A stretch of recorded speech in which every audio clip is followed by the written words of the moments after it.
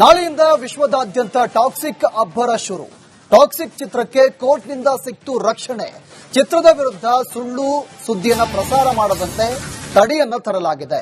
ಮಾನಹಾನಿಕರ ಸುದ್ದಿ ಪ್ರಸಾರ ಮಾಡದಂತೆ ತಡೆ ತರಲಾಗಿದೆ. 36ನೇ ಸಿಸಿಎಚ್ ನ್ಯಾಯಾಲಯದಿಂದ ಆದೇಶವನ್ನು ನೀಡಲಾಗಿದೆ. ಸಿನಿಮಾ ಬಗ್ಗೆ ತಪ್ಪು ಧಕ್ಕೆ ಸುದ್ದಿ ಪ್ರಕಟಿಸದಂತೆ ಸೂಚನೆ ಕೊಡಲಾಗಿದೆ.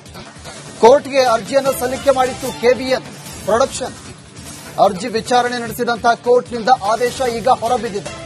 ನಟ ರಾಕಿಂಗ್ ಸ್ಟಾರ್ ಯಶ್ ನಟನೆಯ ಬಹುನಿರೀಕ್ಷಿತ ಸಿನಿಮಾ ಟಾಕ್ಸಿಕ್ ಅಬ್ಬರಕ್ಕೆ ನೇನು ಕೆಲವೇ ಕ್ಷಣಗಣನೆ ಆರಂಭವಾಗಿರುವುದು. ನಾಳೆ ವಿಶ್ವದಾದ್ಯಂತ ಟಾಕ್ಸಿಕ್ ಅಬ್ಬರ ಶುರುವಾಗುತ್ತೆ. ಕೆವಿಎನ್ ಪ್ರೊಡಕ್ಷನ್ ಅರ್ಜಿಯನ್ನು ಸಲ್ಲಿಕೆ ಮಾಡಿತ್ತು. ಚಿತ್ರದ ಬಗ್ಗೆ ಅಪಪ್ರಚಾರ ಮಾಡದಂತೆ ಅರ್ಜಿಯನ್ನು ಸಲ್ಲಿಕೆ ಮಾಡಲಾಗಿತ್ತು. ಈಗ ಕೋರ್ಟ್ ಆದೇಶವನ್ನು ಪ್ರಕಟ ಮಾಡಿದೆ. ಮಾನಹಾನಿಕರ ಸುದ್ದಿ ಪ್ರಸಾರಕ್ಕೆ ಈಗ ತಡೆ ನೀಡಲಾಗಿದೆ. ಇದೇ ವಿಚಾರಕ್ಕೆ ಸಂಬಂಧಪಟ್ಟಂತೆ ಹೆಚ್ಚಿನ ಡೀಟೇಲ್ಸ್ ಅನ್ನು ನೀಡ್ತಾರೆ ನಮ್ಮ ಪ್ರತಿನಿಧಿ ಪ್ರವೀಣ್. ನಮ್ಮ ಜೊತೆ ಡೆಸ್ಕ್ನಿಂದ ನೇರ ಸಂಪರ್ಕದಲ್ಲಿ ಜಾಯ್ನ್ ಆಗಿದ್ದಾರೆ. ಪ್ರವೀಣ್, ಈಗ ಟಾಕ್ಸಿಕ್ ಅಬ್ಬರಕ್ಕೆ ನೇನು ಕ್ಷಣಗಣನೆ ಆರಂಭವಾಗಿರುವುದು. ಈಗ ಕೋರ್ಟ್ನಿಂದ ಸ್ಟೇ ಕೂಡ ತಂದಿದ್ದಾರೆ. ಸದ್ಯಕ್ಕೆ ಏನ್ ಮಾಹಿತಿ ಸಿಗ್ತಾ ಇದೆ? ಪ್ರವೀಣ್, ಏನಂತ ಹೇಳಿದ್ರೆ ವಿಶ್ವದಾದ್ಯಂತ ಟಾಕ್ಸಿಕ್ ಸಿನಿಮಾದ ಹಬ್ಬರ ನಾಳೆ ಬೆಳಗ್ಗೆಯಿಂದ ಶುರುವಾಗುತ್ತೆ. ಈಗಾಗಲೇ ಚಿತ್ರತಂಡ ಭರ್ಜರಿ ಪ್ರಚಾರವನ್ನು ಕೂಡ ಶುರು ಮಾಡಿದೆ. ಇವತ್ತು ಯಶ್ ಅವರು ಧರ್ಮಸ್ಥಳಕ್ಕೆ ಹೋಗಿದ್ರು. ಸೊ ಧರ್ಮಸ್ಥಳದ ಮಂಜುನಾಥ ಸ್ವಾಮಿಯ ದರ್ಶನ ಪಡೆದಿದ್ದಾರೆ. ಅಲ್ಲಿ ದರ್ಶನ ಪಡೆದ ಬಳಿಕ ಒಂದು ಖುಷಿ ಸುದ್ದಿ ವಿಚಾರ ಸಿಕ್ಕಿದೆ. ಯಾಕಂತ ಹೇಳಿದ್ರೆ ಕೆವಿಎನ್ ಪ್ರೊಡಕ್ಷನ್ ಸಂಸ್ಥೆ ಅರ್ಜಿಯನ್ನು ಹಾಕಿತ್ತು ನ್ಯಾಯಾಲಯಕ್ಕೆ, ಅಂದ್ರೆ 36ನೇ ಸಿಸಿಎಚ್ ಕೋರ್ಟ್ಗೆ. ಸೊ ಸೋಷಿಯಲ್ ಮೀಡಿಯಾದಲ್ಲಿ ನಾಳೆ ಸಿನಿಮಾ ರಿಲೀಸ್ ಆಗೋದ್ರಿಂದ ಸೋಷಿಯಲ್ ಮೀಡಿಯಾದಲ್ಲಿ ಆ ಚಿತ್ರದ ವಿರುದ್ಧ ಅಥವಾ ಮಾನಹಾನಿಕರ ಸುದ್ದಿ ಯಾರು ಕೂಡ ಪ್ರಸಾರ ಮಾಡಬಾರದು ಎನ್ನುವಂಥದ್ದು ಒಂದು ಅರ್ಜಿಯನ್ನು ಹಾಕಿತ್ತು.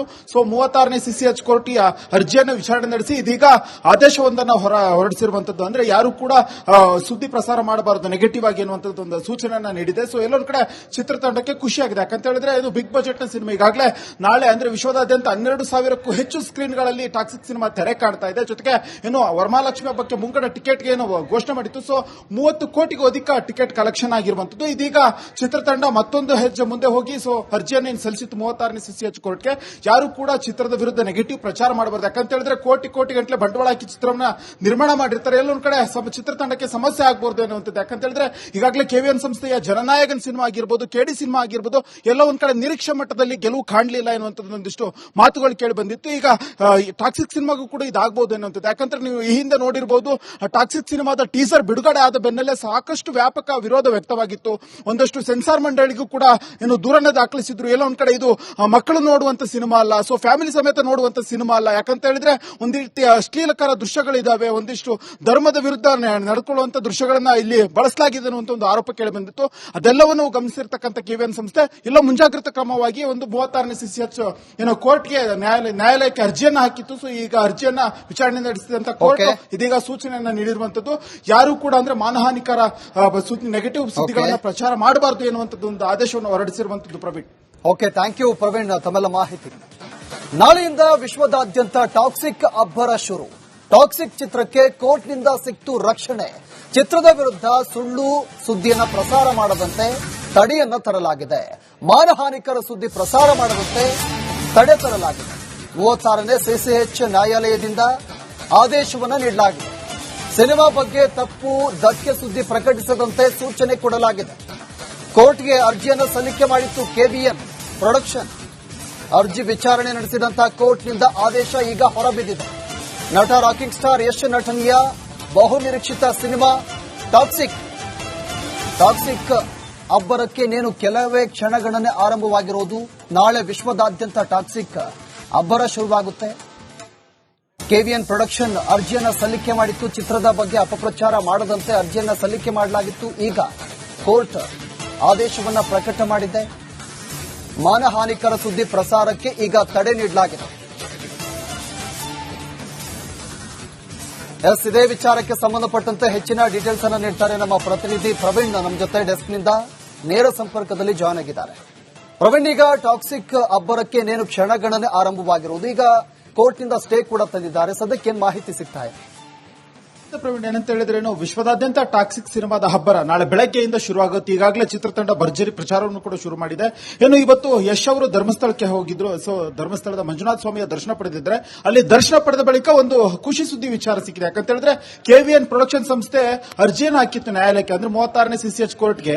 ಸೊ ಸೋಷಿಯಲ್ ಮೀಡಿಯಾದಲ್ಲಿ ನಾಳೆ ಸಿನಿಮಾ ರಿಲೀಸ್ ಆಗೋದ್ರಿಂದ ಸೋಷಿಯಲ್ ಮೀಡಿಯಾದಲ್ಲಿ ಆ ಚಿತ್ರದ ವಿರುದ್ಧ ಅಥವಾ ಮಾನಹಾನಿಕರ ಸುದ್ದಿ ಯಾರು ಕೂಡ ಪ್ರಸಾರ ಮಾಡಬಾರದು ಎನ್ನುವಂತದ್ದು ಒಂದು ಅರ್ಜಿಯನ್ನು ಹಾಕಿತ್ತು.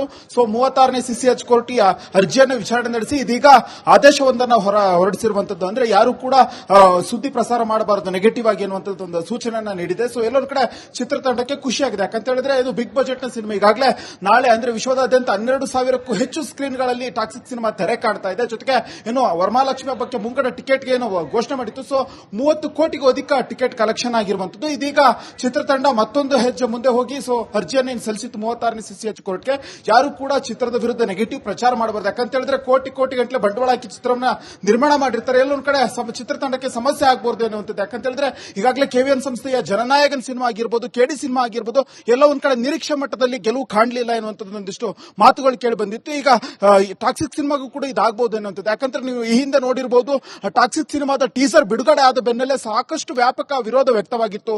ಒಂದಷ್ಟು ಸೆನ್ಸಾರ್ ಮಂಡಳಿಗೂ ಕೂಡ ದೂರನ್ನೇ ದಾಖಲಿಸಿದ್ರು. ಎಲ್ಲ ಒಂದ್ ಕಡೆ ಇದು ಮಕ್ಕಳು ನೋಡುವಂತ ಸಿನಿಮಾ ಅಲ್ಲ, ಸೊ ಫ್ಯಾಮಿಲಿ ಸಮೇತ ನೋಡುವಂತ ಸಿನಿಮಾ ಅಲ್ಲ. ಯಾಕಂತ ಹೇಳಿದ್ರೆ ಒಂದು ರೀತಿಯ ಅಶ್ಲೀಲಕರ ದೃಶ್ಯಗಳಿದಾವೆ, ಒಂದಿಷ್ಟು ಧರ್ಮದ ವಿರುದ್ಧ ನಡ್ಕೊಳ್ಳುವಂತ ದೃಶ್ಯಗಳನ್ನ ಇಲ್ಲಿ ಬಳಸಲಾಗಿದೆ ಅನ್ನುವಂತ ಒಂದು ಆರೋಪ ಕೇಳಿ ಬಂದಿತ್ತು. ಅದೆಲ್ಲವನ್ನು ಗಮನಿಸಿರ್ತಕ್ಕಂಥ KVN ಸಂಸ್ಥೆ ಎಲ್ಲ ಮುಂಜಾಗ್ರತಾ ಕ್ರಮವಾಗಿ ಒಂದು 36ನೇ CCH ಕೋರ್ಟ್ಗೆ ನ್ಯಾಯಾಲಯಕ್ಕೆ ಅರ್ಜಿಯನ್ನ ಹಾಕಿತ್ತು. ಸೊ ಈಗ ಅರ್ಜಿಯನ್ನ ವಿಚಾರಣೆ ನಡೆಸಿದಂತ ಕೋರ್ಟ್ ಇದೀಗ ಸೂಚನೆಯನ್ನ ನೀಡಿರುವಂತದ್ದು. ಯಾರು ಕೂಡ ಅಂದ್ರೆ ಮಾನಹಾನಿಕರ ನೆಗೆಟಿವ್ ಸುದ್ದಿಗಳನ್ನ ಪ್ರಚಾರ ಮಾಡಬಾರದು ಎನ್ನುವಂತದ್ದು ಒಂದು ಆದೇಶವನ್ನು ಹೊರಡಿಸಿರುವಂತದ್ದು. Praveen, okay, thank you Praveen ತಮ್ಮೆಲ್ಲ ಮಾಹಿತಿ.